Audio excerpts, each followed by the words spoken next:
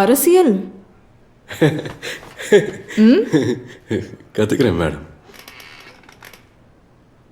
Okay, இவருக்கு நீ தேவையில்லை, எங்கள் பிஆர் டீமில் ஜாயின் பண்ணிவிடு.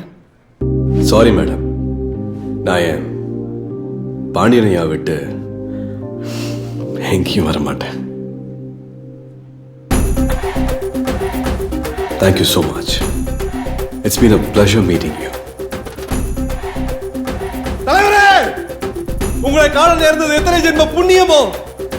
என் நரம்பில் துடிக்கும் முதுகெலும்பு துடிக்கிறது, சிரிக்கிறது. தானே தலைவா!